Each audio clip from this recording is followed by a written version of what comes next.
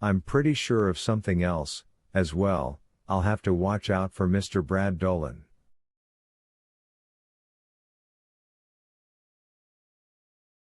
He doesn't like me much. I don't know why, but I never knew why Percy Wetmore didn't like Delacroix, either.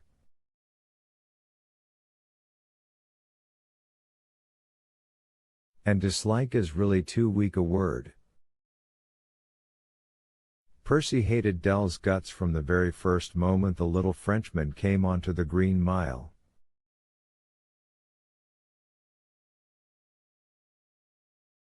"What's with this poncho you got on, Polly?" he asked, flicking the collar.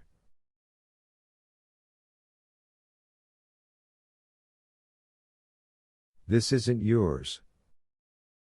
"I got it in the hall outside the kitchen," I said. I hate it when he calls me Polly, and I think he knows it, but I was damned if I'd give him the satisfaction of seeing it.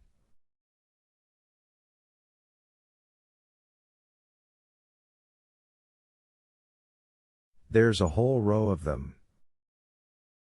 "I'm not hurting it any, would you say?" "Rain's what it's made for, after all."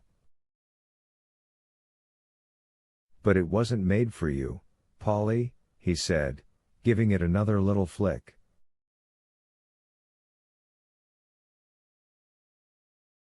"That's the thing. Those slickers are for the employees, not the residents." "I still don't see what harm it does." He gave me a thin little smile. "It's not about harm, it's about the rules." "What would life be without rules?" "Polly, Polly, Polly." He shook his head, as if just looking at me made him feel sorry to be alive.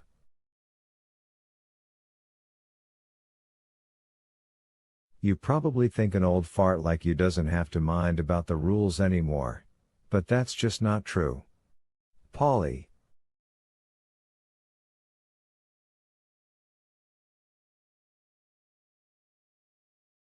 Smiling at me. Disliking me. Maybe even hating me. And why? I don't know. Sometimes there is no why. That's the scary part.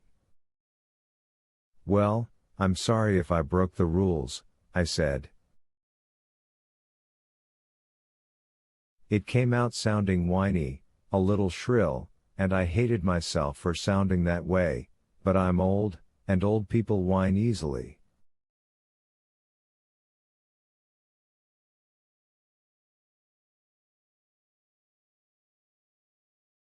Old people scare easily. Brad nodded. Apology accepted. "Now go hang that back up.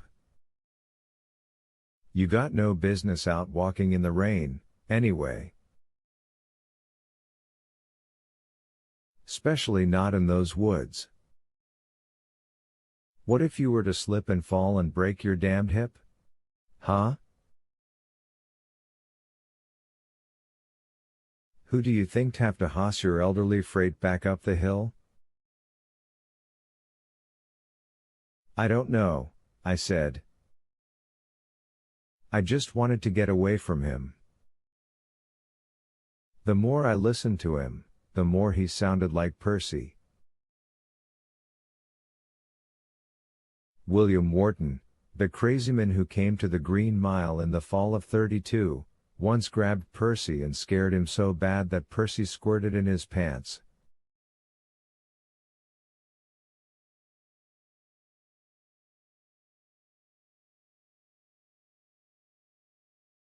"You talk about this to anyone," Percy told the rest of us afterward, "and you'll all be on the breadlines in a week."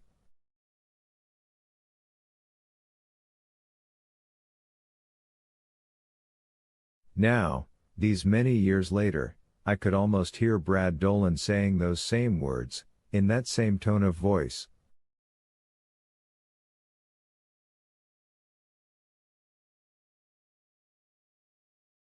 It's as if, by writing about those old times, I have unlocked some unspeakable door that connects the past to the present. Percy Wetmore to Brad Dolan, Janice Edgecombe to Elaine Connolly, Cold Mountain Penitentiary to the Georgia Pines Old Folks Home.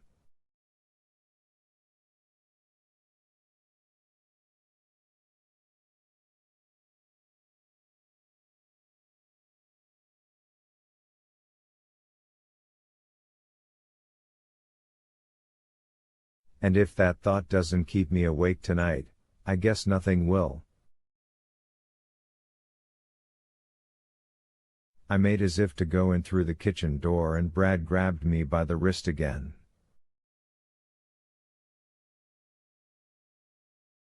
I don't know about the first one, but this time he was doing it on purpose, squeezing to hurt.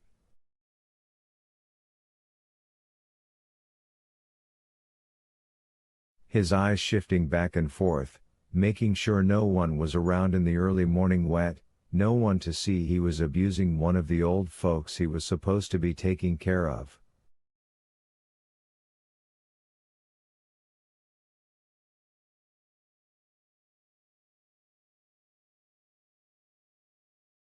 What do you do down that path? He asked. I know you don't go down there and jerk off, those days are long behind you, so what do you do?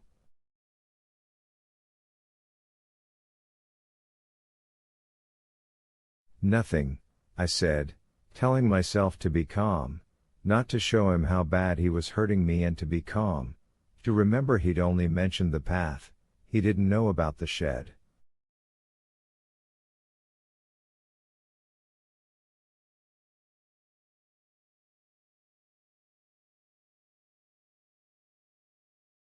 I just walk.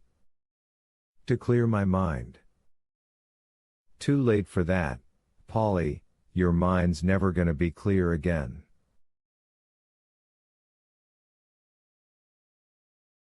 He squeezed my thin old mare's wrist again, grinding the brittle bones, eyes continually shifting from side to side, wanting to make sure he was safe.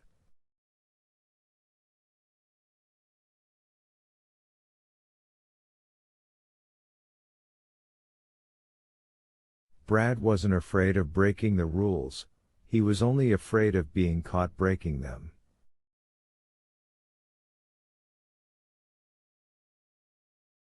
And in that, too, he was like Percy Wetmore, who would never let you forget he was the governor's nephew.